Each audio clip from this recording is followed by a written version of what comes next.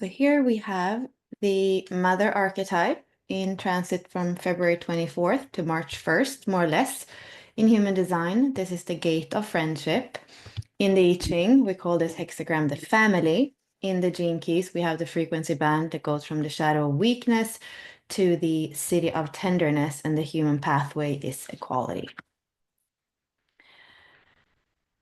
As usual, we are weaving all these systems not to add on more knowledge, but to really be able to understand those archetypal energies from many different angles and perspectives so that we can feel into them and really bring them into form, into embodiment. So awareness and embodiment hand in hand, and that is how we can return back to ourselves and live by design. First, we're looking at this gate or archetype through the I Ching, and we see that we are in the part of the wheel that has the fire element on the bottom. So the wheel has 8 different elements, and they are coded by the trigrams. So right now we have the fire trigram on the bottom. And all those archetypes that you see here are the same, and a lot of them, like you also can see through the color coding here, it has rainbow color. So many of them are in the emotional center. Many of them are Pisces gates as well. So in this specific case, we're going to have fire on the bottom and wind on top. When we have 2 trigrams of wind, then we're going to have hexagram 57. When we have 2 trigrams on fire, that's where we're going to have hexagram 30. So we could say that the 37 is a combination of the elemental energy that we have in the 57 and the 30. So that means that the shadow of weakness is the unease of desire. The gift of equality is intuitive lightness. And the city of tenderness is clarity of rapture. Here we're looking at the archetype from an astrological perspective, and we see that the 37 is in Pisces. Here, the archetypal energy is to be the healer, the bodhisattva, the mystic, or the poet. This is service to spirit as the compassionate healer and mystic merger. And this is the 3rd time in the wheel that we are in the water element. So we have cardinal water in Cancer, we have fixed water in Scorpio, and this 3rd time we have mutable water in Pisces. Pisces, the water that we are made of, the mystery that connects us to one heart, the waters through which we merge. And we have Neptune as the modern ruler of Pisces. The traditional ruler is Jupiter. And 12th house is connected to the 12th sign. So very out there. We could also say that in a hexagram structure, this would correspond to the 6th line of the hexagram. And that's something that I speak more about in the free webinar that we did on Pisces with Ashley on Wednesday 2 weeks ago. I'm speaking about the astrological signs together with the hexagram structure and that correspondence. And so that's free. And I think it's on our YouTube channel. And we are in the quarter of initiation where the purpose is fulfilled through the mind. You're going to see that all those hexagrams here are going to have a yang line on the bottom and then a yin line. So this whole quarter. And the only channel that we have here is the channel of initiation, the 51 and the 25. Those are the only archetypes that are connecting or gates that are connecting to a channel in this part of the wheel. So here we're looking at the body graph. Like we said before, we are in the solar plexus center, also called the emotional center. This is a motor, and it is becoming an awareness center together with the instinctual awareness in the spleen and the more logical awareness of the ajna. So we're going to have a trinity of awareness centers. So a lot is happening here right now, and that's also the prophecy of the 55 that was in transit last week, how we are upgrading our emotional system so that it can be part of this kind of life compass. So it has to do with relating and emotional competency in the center. The shadow is defense, and the gift is fruitfulness, and the highest frequency is fusion. And those keynotes here come from integral human design. And here you are going to be able to see the other archetypes that live here in the emotional center.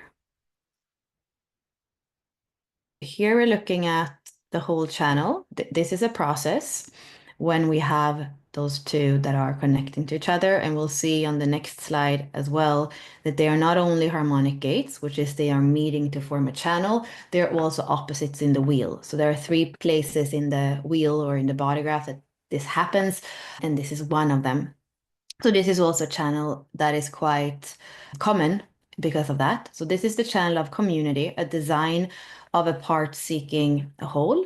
And the purpose here is to find where you belong in the grand scheme of things and then live that out. Instead of trying to find it, wait until communities or people invite you in. The father has keynotes as service, balance, and relaxation. The mother, family, caring, and warmth. And then we have again this integral human design way of looking at the channels, not only the gene keys or the gates in terms of a frequency band. So when we have weakness and exhaustion, that's a bargaining. When we have resolve and equality, that's true community. And when we have divine will and tenderness, that is synthesis.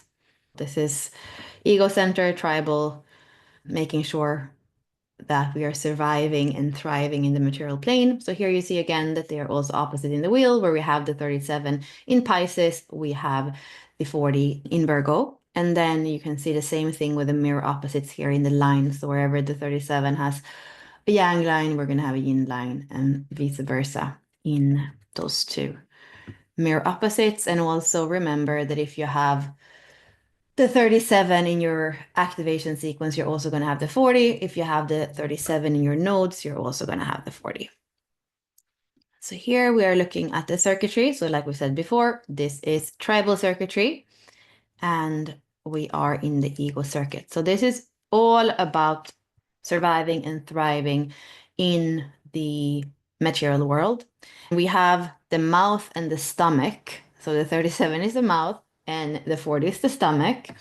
What the 37 does, because it has a lot of sensitivity, remember it's connecting here with the channel of synthesis, is what this is called, with the 19 and the 49. So it has the sensitivity as well as we have in the 19 to know what's the bargain, who can feel my mouth, and then it discerns in that sense who can do the work, which is the 40. Okay, so let's go to another system. So here, just look at the image first. So this is Abaxis 3D. And here we have the image for the 37. And we go back to those two trigrams. So we're going to have wind on top and fire on the bottom. This is the color coding for that. And the verb here is to collaborate. And in this system, we say that the wind trigram is connected to Virgo, and then that the fire trigram is connected to Gemini because it's fast and it's connecting and touching the same way as fire does. So those are symbols that we can use to activate this archetype in a bit more of an artistic way.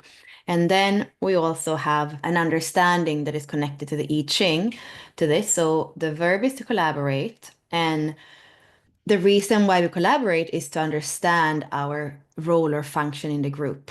And then I've told you before that we don't only look at those trigrams in terms of the correspondences to the astrological signs and planets, we also look at the hidden trigrams inside of it. So we're going to have one hidden trigram here and one hidden trigram here. So what you get to see there is that we have a fire trigram and we have a water trigram inside.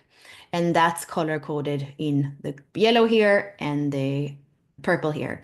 So actually, then what we are having as a recommendation is to pay attention to what was agreed. And the pay attention is that kind of mental ability from Gemini. And then here, what was agreed has to do with the water or the Scorpio energy. So more ways of looking at the 37. I like to at least always go to the verb, because I feel like sometimes the frequency band gives us a lot of explanation, but it can be easy to get stuck on those words, oh, tenderness or weakness or equality. But to see it as a verb, it feels like active and I can see it play out more. So I like to always go and look at the verb for those. And then here we have the lost octave way of looking at the 30. So then you're going to have a new keynote. So nobility is the keynote for the 37. And then you have a kind of process that has to do with the psychology of it, which is where we're bringing this to awareness and embodiment. So the light of nobility is the 37. And here we are integrating superimposition. So going back to the tribal circuitry and the hierarchy and who is doing what and responsibility and all these things. So integration of superimposition, transformation of inheritance, because this is actually more about how can it work in the best possible way with everybody's in the right place rather than necessarily have the inheritance because I'm your son, I'm the king, or I'm this or that. And then we have the embodiment of eminence here. So this comes from the Lost Octave. It's in the book, but it's also part of the star codon transmission that we are walking through the wheel, we could say as well. And we're doing all the 72 gates that is part of the Lost Octave over a year. So we've done the first almost fifth part. So that's still an opportunity if you want to come in and like get another perspective on the gates. So this is the transit right now. All this Pisces energy that we have here. All the planets, look at this. All the planetary bodies are direct. And this is only for 4 more days because we had Mars that was retrograde in Cancer for a very long time. And now it's stationed direct. It's still very slow. But in 4 days, we have Venus in Aries that is going to retrograde and go all the way back into Pisces. So not so long of forward moving energy. You also see that everything is on one side of the body graph, all this emotional energy and tribal energy. So emotional tribal energy and the channel of transistoriness. There can be what I would say for right now in the transit, plot twists. Don't be surprised. You're probably going to be surprised because it's going to be unexpected, right? But this is the kind of thing when we have Mars and Venus kind of changing so that one was retrograde and then one comes direct and then the other goes retrograde. And we are in Pisces, which is mutable water. We have all this emotional energy. We have the ego energy as well of kind of like, I belong, I don't belong, I got the bargain, I didn't get it. All that energy. And right now we have the moon in 19 as well, which is part of this circuitry that we're speaking about. Although the moon is fast, it's only like half a day in a gate. But yeah, there is quite volatile emotional energy that's going on and a lot of things that can shift. And it's not to avoid and it's not really to try to fix it either. It is to start to be okay with what's happening and not losing our center. So with all this emotional energy, we get a little bit of a foretaste of 2027 and the mutation that's happening. How can you, when everything is changing and you don't really know what's stable and what you can rely on, how can you still find your center and respond to the world from there? So we did the Pisces thing last Wednesday with Ashley. So that's also something if you want to go deeper into those gates and also understanding the astrological language, because it is really beneficial for where we are in the transits right now to know that it's mutable water, to know that it's feminine energy, to know all the different things that we know through Pisces. We can also look at it together with those different gates. So knowing that 37 is a Pisces gate, and actually you can see more and more what we are doing in Unlock Your Design by adding in the astrological perspective, not because we want to use it as predictions or anything, but more to understand the archetypal energy in a way that is correct. I think what I realize when I'm bringing all these systems to you, it's the correctness of it. It's important for me to not go out on a tangent and say, oh, the mother archetype, mother must be like this is motherly energy. No, I want to be very precise.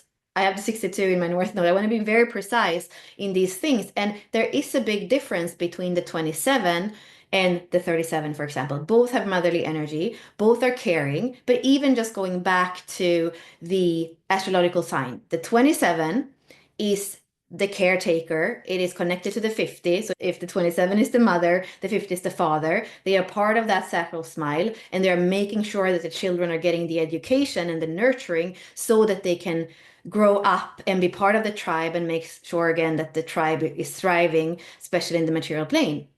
And it's different than the mother-father relationship that we have in the 37 and the 40. And going back again, like I said, to the astrological signs, the 27 is Taurus energy. It really cares about this kind of pragmatic, earth plane. Like we need to give them nurturing. They need to eat. So it's really about nurturing. We call the 27 the nourisher. It's nurturing the children and giving them the kind of work and care in a quite more basic sense so that they can survive. And then we have a lot of the responsibility and values and all that in the 50. And then the Pisces energy that we have in the 37, it's a more, again, emotional caretaking that we have there. And also a little bit of a different kind of discernment of who can help, who's the father, and how can we set things up so that we make sure that the whole family is protected. And a lot of sensitivity in the 37 to know who can I bring in and who shouldn't I bring in to this family.